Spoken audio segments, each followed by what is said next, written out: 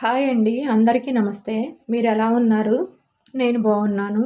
ఈరోజు ఖర్జూరపు లడ్డు, పావు కేజీ ఖర్జూరం,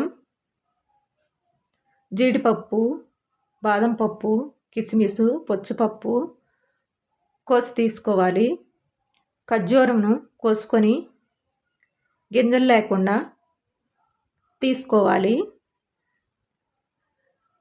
గింజలు మొత్తం తీసేసానండి. మిక్సీ జారులో ఖర్జూరంను వేసుకొని మిక్సీ పట్టుకోవాలి. ఖర్జూరం వేసినప్పుడు మిక్సీ గట్టిగా పట్టేస్తుంది. కొద్దిగా పాలు పోసుకోండి. పాలు పోసుకొని మిక్సీ పట్టుకోండి. స్టవ్ వెలిగించుకొని ప్యాన్ పెట్టుకొని 2 స్పూన్లు నెయ్యి వేసుకొని కోసి పెట్టుకున్న బాదం పప్పు, జీడిపప్పు వేసుకోవాలి.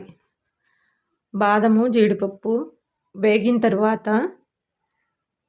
కిస్మిస్, పుచ్చపప్పు వేసుకొని వేయించుకోవాలి.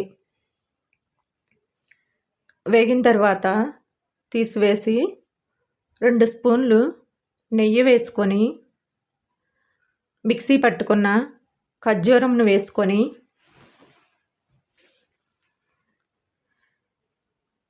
ఫ్రై అవ్వనివ్వాలి.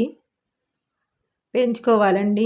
అది వేగిన తర్వాత ఖర్జూరం బాగా సాఫ్ట్గా అయిపోతుంది.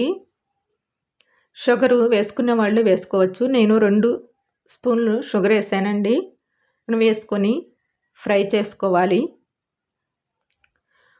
ఫ్రై చేసుకొని 1 స్పూను యాలకుల పొడి వేసుకొని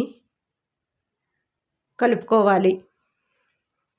వేయించి పెట్టుకున్న బాదము పప్పును కూడా వేసుకొని కలుపుకోవాలి. ఇది పిల్లలైనా పెద్దలైనా తింటే ఆరోగ్యానికి మంచిదండి.